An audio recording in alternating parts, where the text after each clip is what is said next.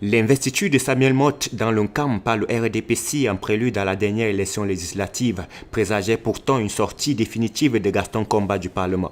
Que non, l'ancien député rebondit à la Chambre basse, cette fois pour diriger le secrétariat général de l'institution.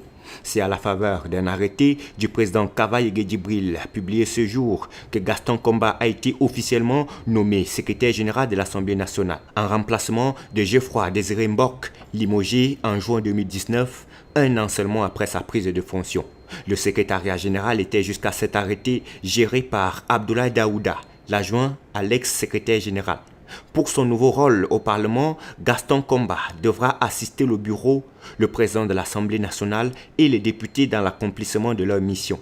Sur sa table, plusieurs dossiers l'attendent déjà, notamment la vérification des cas d'incompatibilité des 13 nouveaux députés, la préparation des projets de loi soumis à l'étude du Parlement, la gestion de l'agenda de la Chambre. Aussi, en termes de défis, il devra également redorer l'image du secrétariat général auparavant en conflit permanent avec la hiérarchie. Pour ce faire, l'élite du littoral a déjà l'avantage de maîtriser les couloirs du Palais des Verts pour avoir été l'un des membres actifs depuis 2007.